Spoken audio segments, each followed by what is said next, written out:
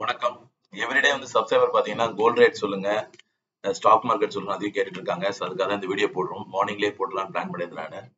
இன்னைக்கு gold rate பார்த்தீங்கன்னா 7,230 per gram, அதாவது 916 22 கேரட் சொல்லுவாங்கல்ல, ஆபரண தங்கம் சொல்றது வந்து 55 ரூபாய் கம்மியாகி 7,230ல இருக்கு. நெக்ஸ்ட் பார்த்தீங்கன்னா சில்வர் ரேட்டு 101 ரூபாய், கிட்டத்தட்ட வந்து 3 ரூபாய் கம்மியா இருக்கு. ஸோ கோல்ட் ரேட் வந்து 7,230 -55ல இருக்கு.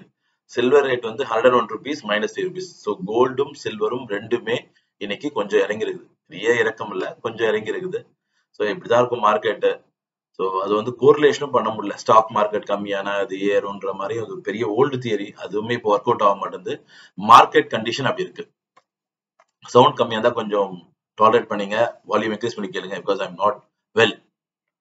ஸ்டாக் மார்க்கெட் பாத்தீங்கன்னா இன்னைக்கு 80,672 பாயிண்ட். இப்போ நம்ம மார்க்கெட் வந்து 2:30 3 o'clock வரைக்கும் இருக்கும். இப்ப டைம் மார்க்கெட் தான் 80,672. அதுவுமே 620 பாயிண்ட் டவுன் ஆயிருக்கு. ஸோ அப்போ கோல்டுமே மைனஸ் ஆயிருக்கு, ஸ்டாக்குமே இறங்கி இருக்கு. அப்ப என்ன கோரிலேஷன்? ஸ்டாக் ஏறனா கோல்டு ஏறணும், இல்ல கோல்டு ஏறனா ஸ்டாக் ஏறணும். ரெண்டுமே நடக்குது, ரெண்டுமே குறையுது, ரெண்டுமே ஏறுது. இதுதான் இப்போதைய மார்க்கெட் கண்டிஷன். எக்கனாமிஸ்டே இப்போ குழம்பிதான்.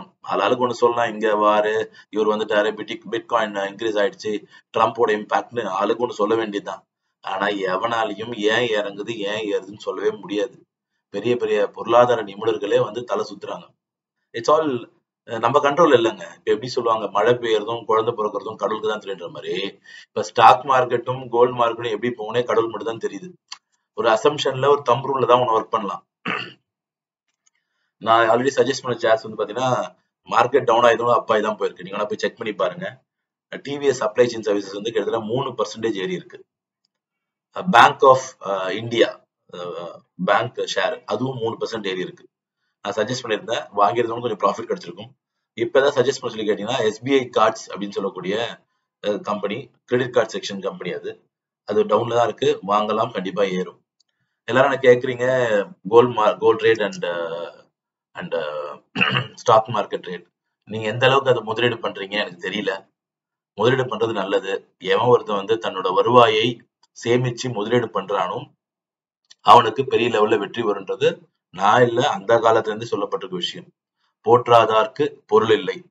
அதுக்குன்னு பொருளை ரொம்ப போட்டுட்டு வாழ்க்கையை விட்டுற முடியுமா? இந்த வியாக்கியானம் கேட்டா எனக்கு பதில் இல்லை. சேமிச்சு சேர்த்து வச்சா உனக்கு பொருளாதார பிரச்சனை வராது. இருக்கிறதுலயே மன கஷ்டத்தை விட பண கஷ்டம் தான் ஒருத்தர் ஜாஸ்தி.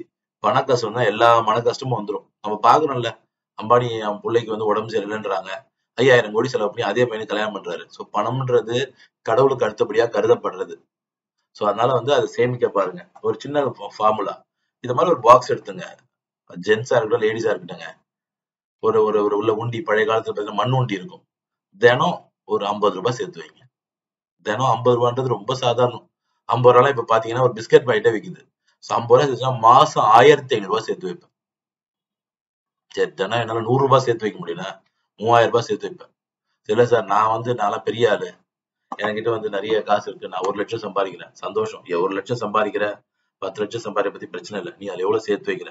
இப்போ வந்துச்சு கூகுள் பே, ஜிபேன்னு ஒரு ஆப்ஷன் வந்துருக்கு. என்ன பண்ணலாம், நீங்க நீங்க எப்படியும் ஆன்லைன்ல ஆர்டர் பண்ணுவீங்க, ஃபுட்டுக்கு அது இது ஏதாவது ஆர்டர் பண்ணுவீங்க, இல்ல ஜொமேட்டோ ஆர்டர் பண்ணுவீங்க, இல்லைன்னா வந்து பிக் பஸார் ஆர்டர் பண்ணுவீங்க.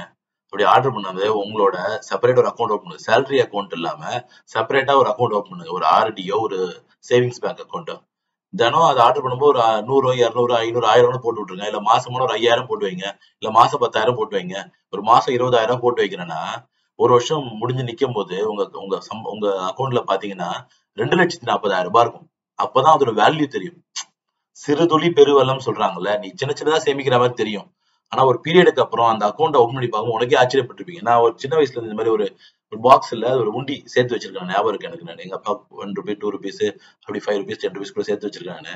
ஒரு வாட்டி எங்க அம்மா வந்து அதிரசம் செய்யறதுக்கு வந்து எண்ணெய் கேக்குறாங்க. என்ன வாங்கிடா, அப்பா வேலைக்கு கிளம்பிட்டாருன்னாங்க. என் உண்டியை உடைக்கிறேன். அப்பவே பாத்தீங்கன்னா கிட்டத்தட்ட ஒரு 60 ரூபாவோ 70 ரூபாய், கிட்டத்தட்ட 100 ரூபாய் கிட்ட இருந்தது. போயிட்டு ஒரு லிட்டர் எண்ணெய் வாங்கி அதிரசம் சொல்லிட்டு அப்புறம் எங்க அப்பா எனக்கு கொடுக்குற வாங்கி வச்சுக்கிறேன். இப்போ சின்ன வயசுலயே அந்த சேமிக்கிற பழக்கம் எவனுக்கு வருதோ அவனுக்கு பொருளாதார பிரச்சனை வராதுங்க. சோ அதனால உங்க பசங்களுக்கு கத்துக் கொடுங்க, நீங்க சேர்த்து வைங்க. சின்ன சின்னதா சேர்த்து வைங்க. Drop makes the ocean. சிறு துளி பெரு வெள்ளம். நம்ம நிறைய பேசலாம், ஸ்டாக் மார்க்கெட் பத்தி பேசலாம், கோல்டு மார்க்கெட்டை பத்தி பேசலாம், எப்படின்னு தெரிஞ்சுக்கலாம், என்ன ரேட் ஏறுது, அப்புறம் வந்து என்ன வந்து பெட்ரோல் எவ்வளவு ஏறுதெல்லாம் கேட்கலாம். கேட்டு என்ன பண்ண போறோம்? ஏதாவது ஒண்ணு பயன்படுத்தணும்ல. அதுக்கு என்ன பண்ண முடியும்? எப்படி நமக்கு இருக்குது ஒரே வாழ்க்கை தான், சம்பளம் தான். 10,000மோ 20,000மோ 1,00,000மோ 2,00,000மோ அதுல நீ எவ்வளவு சேர்த்து வைக்கிறியோ அதுதான் உன் சம்பளம்.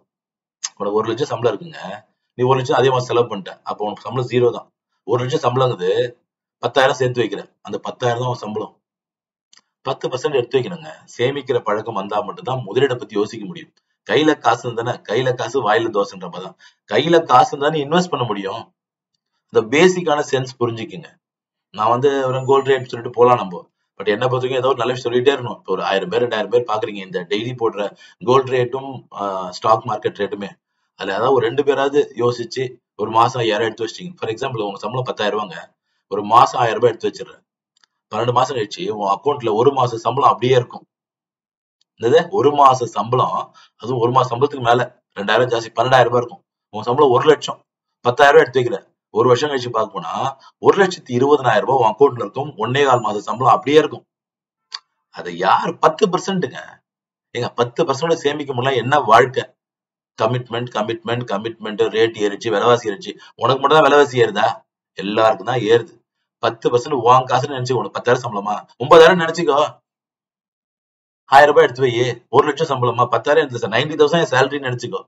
2,00,000 சம்பளமா சார் 20,000 என் சேலரி, 1.8 lakhs என் சேலரி.